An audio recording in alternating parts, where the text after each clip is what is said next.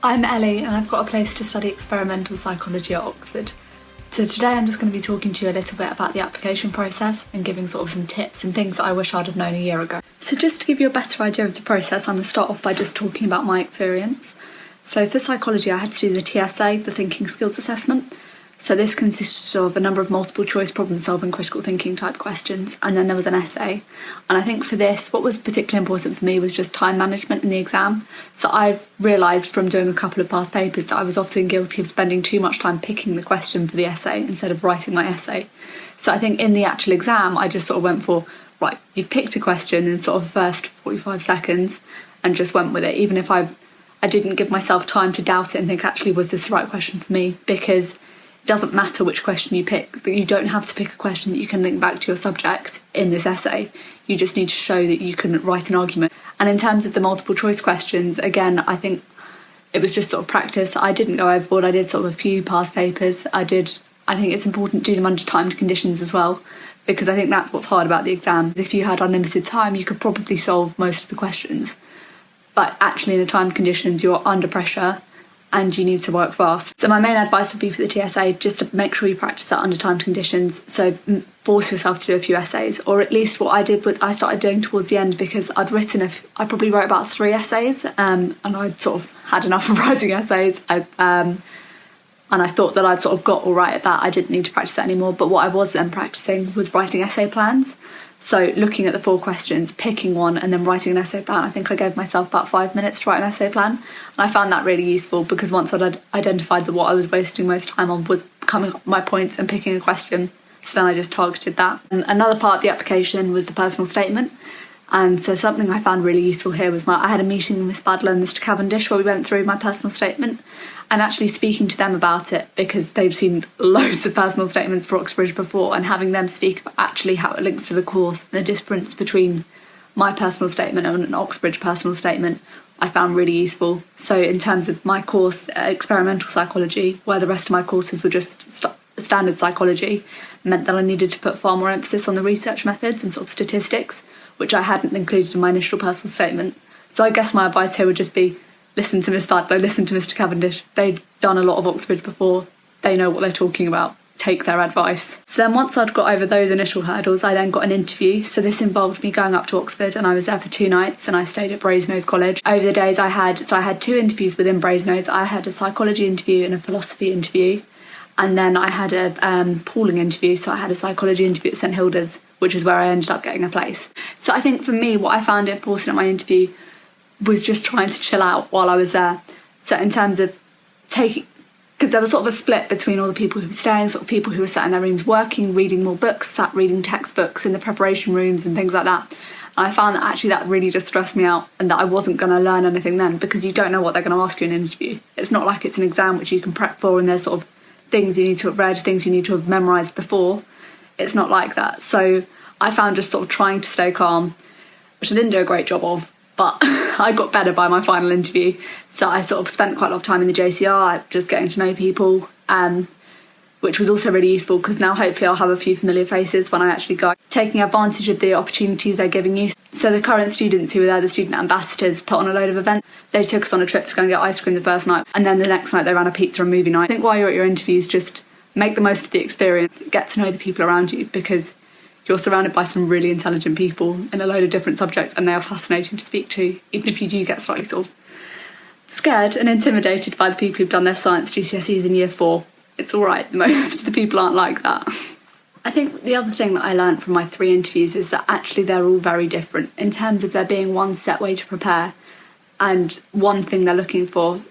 From my experience, it just wasn't about that at all. My 3 interviews were so distinct from each other. The first one was really academic. It was a series of questions being fired at me from the tutors, and it was how I responded to really complex questions. My second interview was philosophy, which isn't a subject that I've studied academically, so they couldn't ask me academic questions in the same way, so it was more exploring different ideas and sort of working out how I think, so delving into different problems for like a long period of time.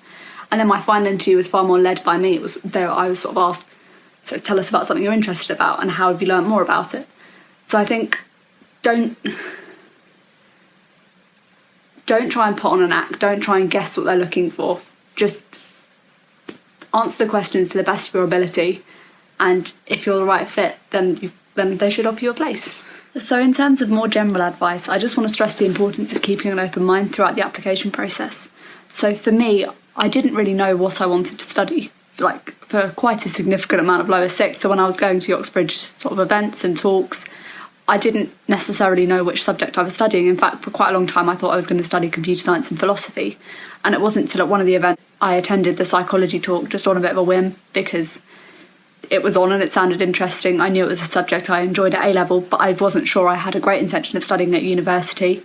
But when I attended this talk, it really appealed to me. Sort of all the modules sounded really fascinating to me. Whereas when I was looking at computer science and philosophy, there were parts that I thought sounded really interesting, but there were also a significant number of modules where I was like, well, I'm just going to have to push through that. And if you're one of the people who sort of like me, didn't know what they wanted to study at this point, I'd also just want to say don't stress, because I found it quite difficult when everyone else was sure of what they were studying, sort of seemed like they'd known it from birth, they'd always known they wanted to be a doctor. It's all right not to know, you'll figure it out. So I ended up writing 2 personal statements because I still wasn't sure. And it was only when I wrote those personal statements I found it was so much easier to write one for psychology. I had so much more to say, so much more that I was interested in, so much more that I'd done. So that was what helped me actually make my final decision. I think it's also important to be open-minded and not necessarily led by your peers and led by what they want to study, because I think that was sort of a big thing for me, is that there were always a far greater number of people going to the computer science talk, so it was always far more appealing to go to them because I knew I'd be sat with a load of my friends and that I wouldn't have to sit by myself, and that was far less intimidating for me.